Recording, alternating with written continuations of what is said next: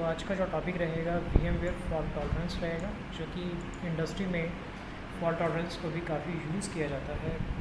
5.5 और 6.0 में कुछ फीचर्स आए जो कि उसमें जो कम फीचर थे 6.0 में वो फीचर ज़्यादा है। तो सबसे पहले हम ये समझते हैं कि फॉल्ट टॉलरेंस होता क्या है। फॉल्ट टॉलरेंस एक ऐसा फीचर है जो कि हाई अवेलेबिलिटी क्लस्टर के अंदर एक पर्टिकुलर वर्चुअल मशीन के ऊपर ये सर्विस लगाई जाती है, जिससे हम लोग उस सर्विस के थ्रू हम लोग उस मशीन को 100% अप रख सकते हैं। अगर वर्चुअल मशीन किसी ESX सर्वर पे पोस्टेड है, अगर ESX सर्वर किसी भी रीज़न से पावर ऑफ हो जाए या बंद हो जाए तो वो ऑटोमेटिकली दूसरे ESX सर्वर से उसको एग्जीक्यूशन मिलता रहेगा। तो फॉल्ट टॉलरेंस के इस लैब के अंदर हमारे पास एक डायग्राम है जिसमें दो ESX सर्वर है, और दोनों ESX सर्वर्स को अगर यहाँ देखें, एक फर्स्ट ESX सेकंड ESX जिसके ऊपर हमारी एक VM है और उसकी सेकंड कॉपी ऑटोमेटिकली दूसरे ESX सर्वर पे क्रिएट हो जाएगी।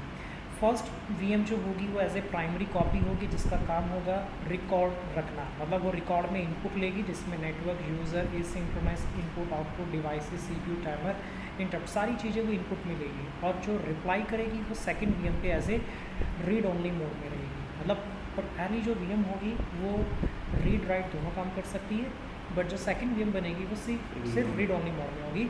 जो इसमें जो भी रिकॉर्ड हो रहा है वो यहाँ पे एज ए रिप्लाई मोड में ट्रैवल करता रहेगा। तो जैसे कि आपके सामने यहाँ नज़र आ रहा है कि deterministic deliver of the events previously log result repeatable VM execution, जो यहाँ पे काम हो रहा है वो यहाँ पे क्या हो रहा है, रिप्लाई।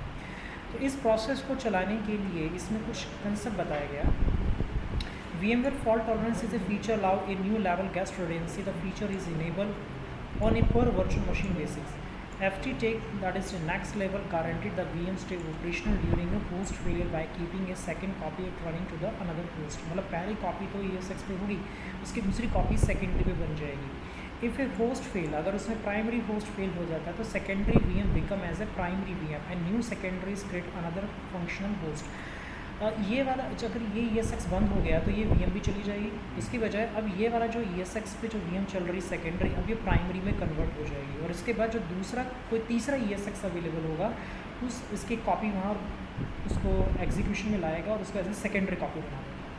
तो this technology behind record and reply function build a certain model of Intel AMD processor VMware called a V-log step. इसको V-log स्टेप के नाम से भी हम लोग इसको आइडेंटिफाई करते हैं। तो इसके लिए इंटेल का वर्चुअलाइजेशन टेक्नोलॉजी या AMD की वर्चुअलाइजेशन टेक्नोलॉजी इनके CPU में होनी चाहिए। इसको करने से पहले आपके कुछ प्री रिक्वायरमेंट्स हैं। प्री रिक्वायरमेंट्स क्या कहती हैं, तो पहले होस्ट की रिक्वायरमेंट क्या है।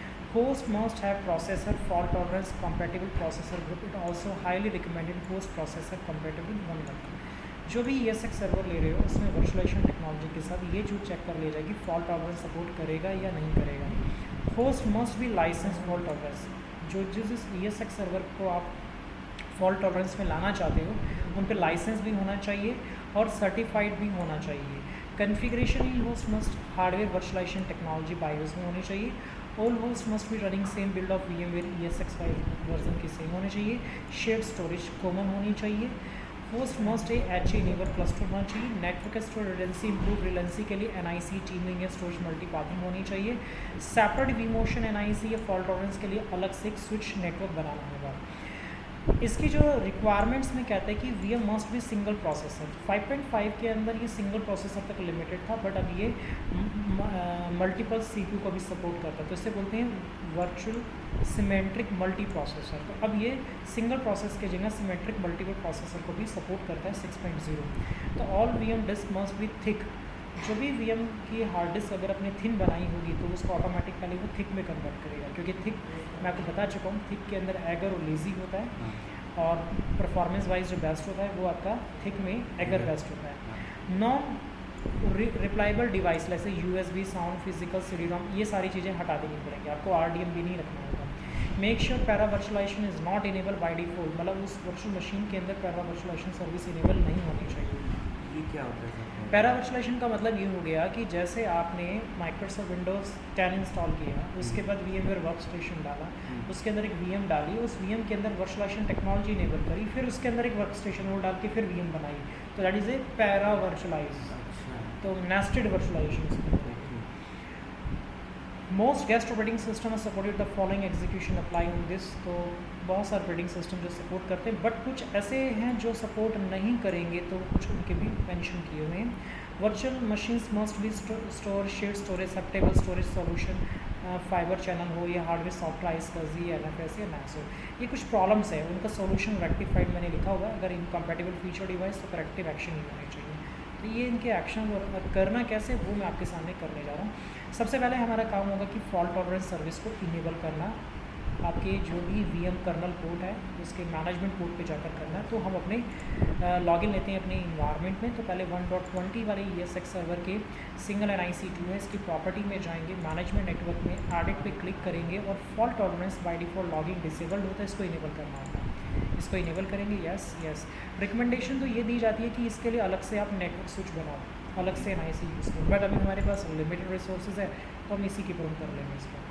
सिमिलरली 121 पे भी जाकर हमें प्रॉपर्टी में जाएंगे और उसके बाद मैनेजमेंट नेटवर्क एडिट पे क्लिक करेंगे, फॉल्ट टॉलरेंस, ओके, यस और क्लोज। आई थिंक बात समझ आ गई। उसके बाद सिट्रिक्स वाले जो क्लस्टर है उस पर राइट क्लिक करेंगे, एडिट सेटिंग, उसमें टर्न ऑन HA इनेबल करेंगे हम लोग और ओके करके बाहर आ जाएंगे। तो हमने HS सर्विस भी चालू कर दी है। अब हमारी जो वर्चुअल मशीन्स की जो बारी है, जो विंडो XP वर्चुअल मशीन है, ये बेसिकली लन ए में स्टोर है। अगर इस पर लन ए पे राइट क्लिक करके ब्राउज स्टेटस स्टोर में जाकर देखें, यहाँ पर आपको विन XP VM में कुछ फाइलें नज़र आएंगी, जो कि ये फाइलें आपको NVRAM VMD के, ये सारी की सारी फाइलें जो क्रिएटेड हैं, कोई 28 के, कोई 21 के, कोई 28 को 21 की हो, सबका टाइम काफ़ी टाइम आया हुआ है। 28/6 को 8:37 पे या 4:27 पे मतलब एग्जीक्यूशन दी गई है इसको, मतलब ये कुछ एग्जीक्यूट हुए हैं। तो ठीक है, जो भी टाइम इसमें नज़र आ रहा है वो टाइम नज़र आ रहा है, बट अब मैं इसके अंदर मैं कुछ मॉडिफिकेशन करना चाहूँगा। तो अब देखते हैं कैसे इसके अंदर होगा। जब भी हम लोग फॉल्ट टॉलरेंस इनेबल करते हैं तो उसकी एक सेकंड कॉपी इसी वर्चुअल मशीन की डायरेक्टरी के अंदर वो कॉपी क्रिएट करता है। तो मैं आपके सामने दिखाऊंगा। अभी जो टोटल जो फाइल्स हैं हमारे पास, जो अवेलेबल्स हमें यहाँ पे शो कर रही हैं फाइल्स, वो नियर अबाउट 13 ऑब्जेक्ट हमें शो कर रहे हैं, जो कि 1.73 GB का शो कर रहा है फिलहाल अभी हमें। तो ठीक है, तो हम इस पर वर्चुअल मशीन पे राइट क्लिक करेंगे, उसके बाद हम इसकी एडिट सेटिंग्स में जाएंगे। एडिट सेटिंग्स में जाकर हमें कुछ वैल्यूज ऐड करनी होगी। ये हमें कह रहा है कि जो वर्जन की जो मॉडिफिकेशन की जो परमिशन जो हमें मिली हुई है, वो बेसिकली आपको vSphere क्लाइंट की बजाय वेब क्लाइंट से चेंजेस करने की परमिशन मिली है। वो साफ साफ लिखा हुआ है, you have restricted editing a capability of virtual machine of the version 9 or higher using this client.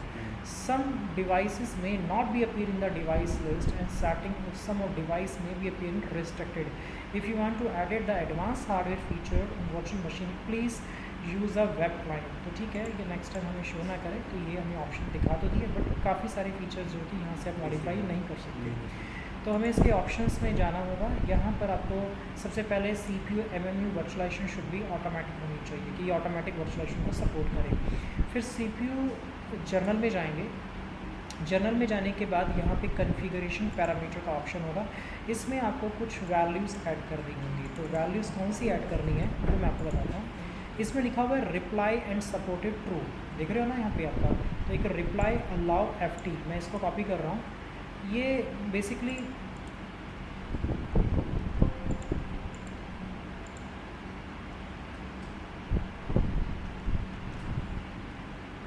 यहाँ पर देखते हैं, R दबाते हैं, रिप्लाई सपोर्टेड फॉल्स में इसको पहले ट्रू करेंगे,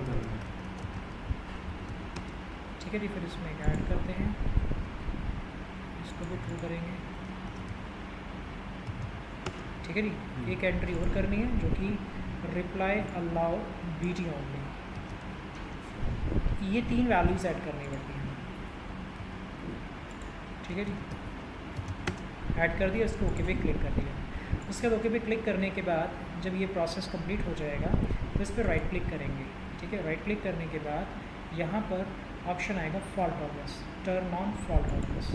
जैसे ही हम इसको टर्न ऑन करेंगे फॉल्ट टॉलरेंस को, तो ये बोल रहा है अगर इसकी हार्ड डिस्क थिन प्रोविजनिंग में है तो इसको वो थिक में कन्वर्ट करेगी। तो turning fault tolerance will be take a thin provisioning disk and disk will be block 0 out when the return to and convert them to the disk or blocks 0 out. The disk is conversion required that a virtual machine use a more disk space and requires some processing time. तो ठीक है, इसको मैं yes कर देता हूँ। अब ये थोड़ा टाइम लेगी, तब तक के लिए हम रिकॉर्डिंग को पॉज कर लेते हैं। स्टिल हम लोगों ने अपनी सर्विस जो थी वो हमने प्रोसेस कर दी थी और विंडो एक्सपी वीएम का आइकन भी चेंज हो चुका है। लर्न में राइट क्लिक करके ब्राउज डेटा स्टोर में जाएंगे तो यहाँ पर हम देखते हैं विंडो एक्सपी वीएम 1 में डायरेक्टरी को ओपन करते हैं तो इसमें कुछ फाइल्स भी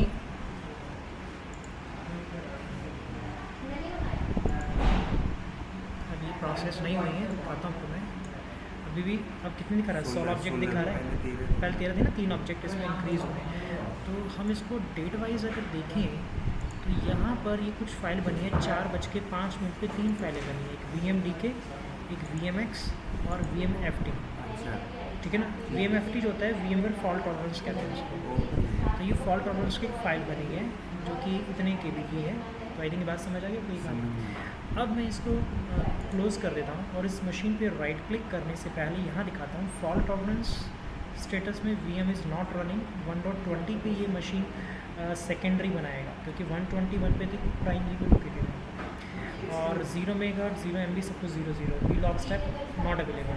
जैसे मैं इसको राइट क्लिक करके फॉल्ट टॉलरेंस में जाऊँगा और यहाँ पे ऑप्शन टर्न ऑफ डिसेबल माइक्रोड सेकेंडरी तो हमें करने की जरूरत नहीं है। सिर्फ इस मशीन को मैं पावर ऑन करने से पहले ही मैं आपको ये दिखा भी दूँ कि 2 VM बन चुकी हैं। VMX पे VM 121 पे शो कर रहा है तो 121 पे चेक करें। यहाँ विंडो एक्सपी दिखा रहा है और 120 पे जाकर देखें VMs में तो यहाँ पे एज ए सेकेंडरी शो कर रहा है। देख रहे हो? ठीक है। तो इस मशीन पे राइट क्लिक करके पावर ऑन कर लेते हैं इसको। तो जैसे ही मशीन पावर ऑन होगी तो सेकेंडरी भी स्टार्ट हो जाएगी साथ साथ में। देखो 120 आगे ना दूसरे लोकेशन पे भी ये होनी शुरू हो गई है, प्रोसेस हो गई है। ये मशीन का कलर चेंज हो गया है।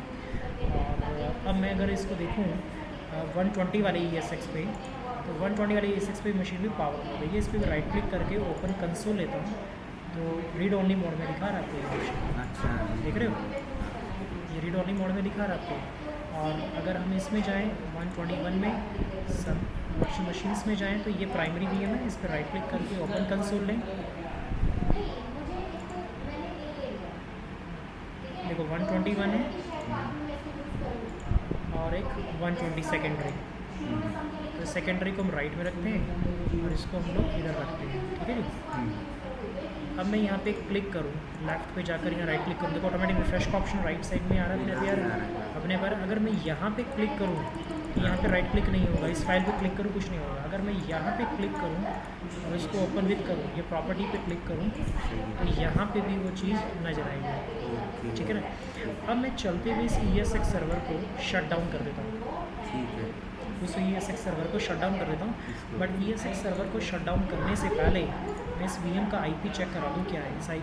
इसका IP 1.28 है जो कि रिप्लाई कर रहा है फिलहाल में। मैं इस वाले ESX सर्वर को राइट क्लिक करता हूँ और इसको शट डाउन। तो जैसे शट डाउन करूँगा ओके पे क्लिक करूँगा और ये शट डाउन हो जाएगी। तो मेरी जो VM है, एक तो ये VM का और एक ये VM। तो ये हमारी सेकेंडरी VM है और ये हमारी कौन सी है? Primary VM। और ये हमारा DOS से रिप्लाई आ रहा है। तो जैसे ESX बंद होगा तो ऑटोमेटिकली ये हमारा प्राइमरी VM वाली जो मशीन है वो ख़त्म हो जाएगी, सेकेंडरी एज ए प्राइमरी हो जाएगी। तो अभी हमें वेट करना होगा इसको। बंद हो गया, देखो इसका रिप्लाई बंद हो गया। मतलब वो मशीन बंद हो गई है तो VM बंद हो गई है। अब आपकी जो रिप्लाई है वो तो आ ही रहा है, इसके अंदर आ रहा है। ठीक है ना। अब मैं दोबारा से कंसोल दूंगा क्योंकि कंसोल है वो सेकेंडरी मेरा प्राइमरी कंसोल बन चुका है। तो अब मैं दोबारा से इस विंडो एक्सपी VM पे राइट क्लिक करके यहाँ पे सेलेक्ट करूँगा तो अब ये 1.20 पे लोकेटेड VM दिखा रहा है। तो इस पर राइट क्लिक करके ओपन कंसोल लूँगा मैं तो यहाँ पर ये मशीन हमको चलती नजर आएगी। तो आई थिंक ये बात समझ आ गई। तो अब दूसरा ESX सर्वर होगा तो उसको वो एग्जीक्यूशन देता रहता है। तो इसको बोलते हैं VMware फॉल्ट टॉलरेंस, जो हम लोगों ने प्रैक्टिकल इम्प्लीमेंट करके देखा। ये था हमारा प्रैक्टिकल। Thank you.